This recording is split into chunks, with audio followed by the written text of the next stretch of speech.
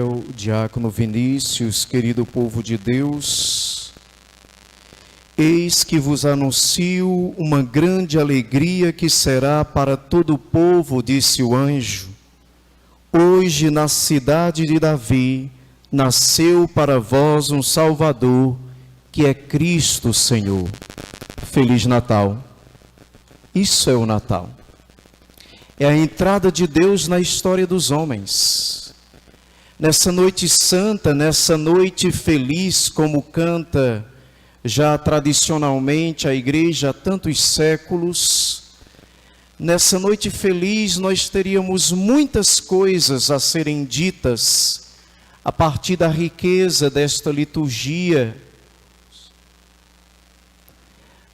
Mas a igreja, como é sábia, e sabe que não cabe numa única celebração toda a riqueza do mistério da encarnação, ela nos propõe celebrar durante 8 dias, uma oitava, onde nós celebramos esse mistério da encarnação. Então eu vou tocar somente em um aspecto, porque muitos aspectos surgem diante dos nossos olhos nessa noite em que nós celebramos o mistério da encarnação. Eu fico até emocionado, porque também, como diz os padres da igreja, não tem como entender o mistério da encarnação a não ser na ótica do amor. O Deus eterno, invisível e inacessível, se tornou um de nós. Deus rebaixou-se até a nossa humanidade, diz os padres da igreja.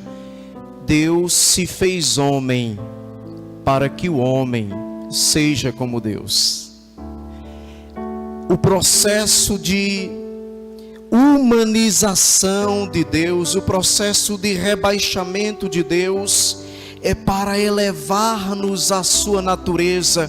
O processo de humanização de Cristo é para divinizar o homem, e nós não podemos entendê-lo a não ser na ótica do amor. É que o amor nos amou de forma extraordinária. É que o amor, enlouquecido de amor por nós, sem necessidade nenhuma de nós, rebaixou-se até a nossa natureza, tomou a nossa carne cheia de limites, de pecados, para elevar-nos à grandeza e à glória dos céus, para nos devolver a vida que nós perdemos. E nós rezaremos daqui a pouco com a igreja dizendo: por nós homens e para nossa salvação, encarnou-se no seio de Maria Virgem. Amém. O aspecto que eu gostaria que nós olhássemos é para Belém. Belém, a cidade de Davi, de onde José era daquela casa, daquela descendência, e por isso foi para lá alistar-se.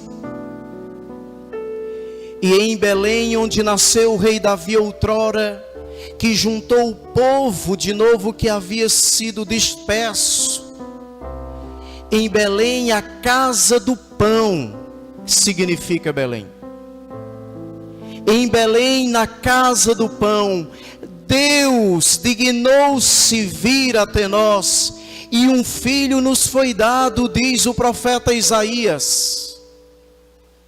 E na simplicidade, na humildade, no esvaziamento de si próprio, como escreve São Paulo, não apegando-se a si mesmo, mas rebaixando-se, tomou a nossa carne humana, nasceu na pobreza de um presépio, e Maria, envolta do mistério da alegria, numa contemplação de adoração, envolveu o seu bendito filho em faixas e o reclinou numa manjedoura.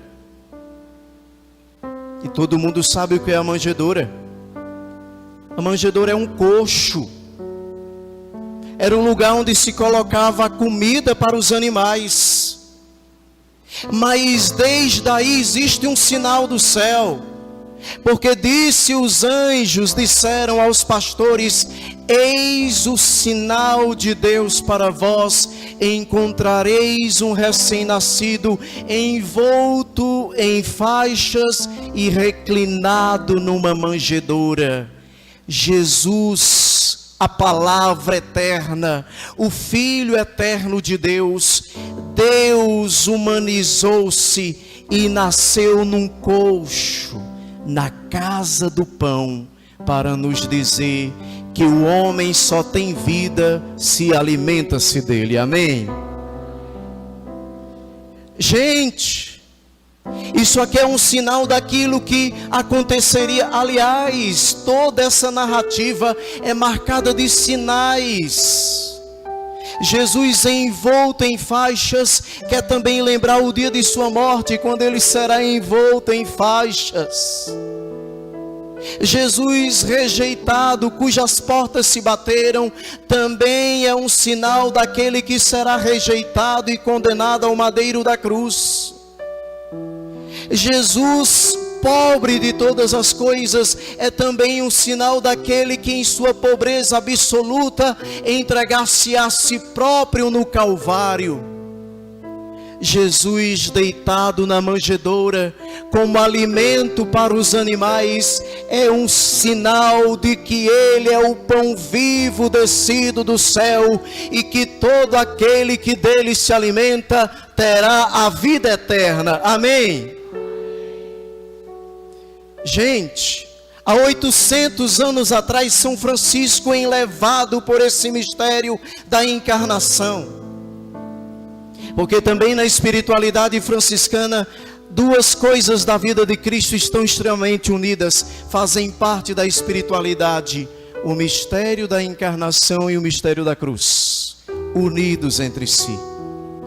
Há 800 anos atrás, São Francisco montou o primeiro presépio.